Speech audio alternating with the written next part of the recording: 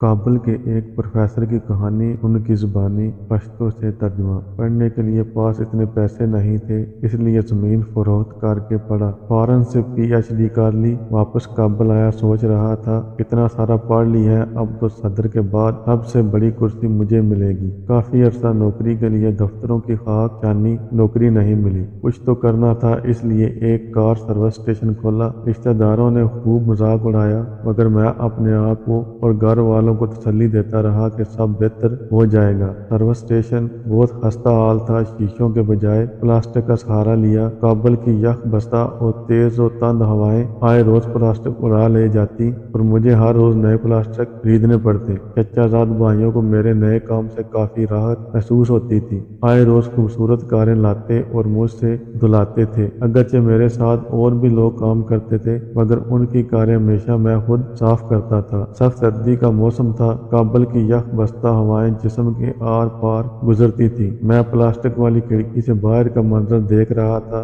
चचाजाद आए, गाड़ी खड़ी की और सफाई का कहा। गाड़ी अंदर से पूरी तरह गोबर घास से भरी पड़ी थी। खुदा जाने, मगर मेरा गुमान यह था कि ये इन्होंने खुद ही जानबूझ के गंदी की है ताकि मैं साफ करूं और वो देख कर सुकून पाए। मेरे साथ काम करने वाले गाड़ी की तरफ लपके। मैंने उन्हें मना किया। मतलब ये था कि अब चचाजाद भाई हैं, वो तो सिर्फ इसीलिए आए हैं कि मुझे सफाई करते हुए देखे। मैंने भाई को बिठाया और उनके लिए चाय का ऑर्डर दिया और खुद गाड़ी को वॉश करने लगा। काम बहुत सख्त था। मेरी आंखें बाहर आई, मगर काम करता रहा और उनकी गंदी गाड़ी साफ की। चचाजाद भाई चाय का कप हाथ में पकड़े बाहर आए और कहा, अच्छी तरह साफ करना। अगर सच पूछिए तो बहुत ही कठिन हालत थी, मगर मैं नहीं चाहता था कि भाई की उम्मीदों पर पानी फेरूं। कुछ दिनों बाद मैंने कार अच्छी तरह धोई। कार का मालिक था, मुस्तरब था। मैंने सोचा शायद गाड़ी अच्छी तरह साफ नहीं हुई। मैंने पूछा, भाई क्या बात है, आप इतने परेशान क्यों हो?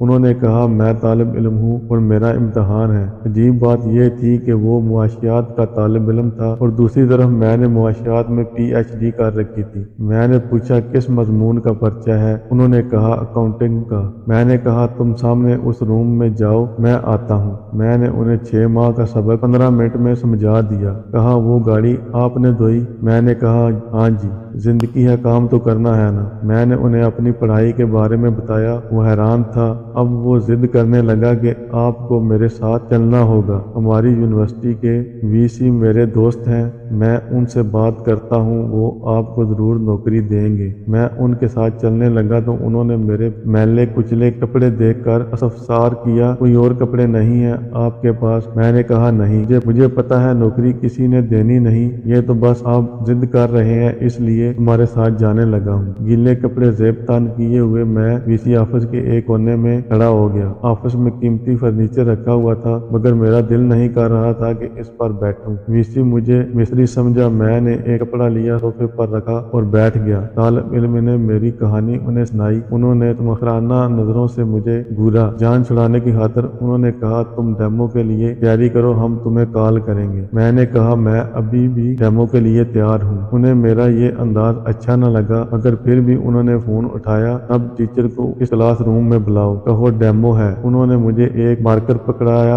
मैंने 2 मार्कर और मांगे। क्लास पूरी तरह भरी थी। मैंने सलाम किया। मेरे कपड़े देख तमाम तलबा मुस्कुरा रहे थे। हुक्म हुआ, आप डेमो शुरू करें। मैंने कहा, किस मौजू पर लेक्चर दूं? कहा, आपकी मर्जी। मैंने मुआशियात के 10 मौजूआत बोर्ड पर लिखे। मेरी खूबसूरत लिखाई बोर्ड पर काफी भली दिखाई दे रही थी। मैंने कहा, इसमें कौन से मौजू पर बात करूं? उन्होंने दूसरे नंबर वाला टॉपिक चुना। मैंने उस मौजू को मजीद क्लासीफाई किया, फिर इनकी तरफ देखकर कहा, अब इनमें कौन सा मौजू ठीक रहेगा? पूरा बोर्ड भर दिया। दोनों 2 साथ जोड़े हुए बोर्ड भर गए। अचानक तालियां बजने लगी। मैंने मुड़ के पीछे देखा। पूरी क्लास खड़ी थी और तालियां बजा रही और इनके सामने मैं मैले कपड़ों में खड़ा था। वीसी ने कहा, हाँ भाई बताओ, कितनी तनख्वाह लोगे? और मुझे नौकरी मिल गई। मैंने मशीन की तरह काम किया। माह के आखिर میں مجھے یونیورسٹی بیسٹ ٹیچر کے ایوارڈ کے ساتھ اچھی خاصی تنخواہ ملی۔ سب سے زیادہ تنخواہ اس یونیورسٹی میں 50,000 افغانی تھی، پر مجھے 1,20,000 پر رکھ لیا گیا۔ اس کے بعد امریکہ یونیورسٹی، فائنانس منسٹری، بین الاقوامی کانفرنس اور دنیا کی کئی یونیورسٹیوں میں کام کرنے کے مواقع ملے۔ میری سروس اسٹیشن کا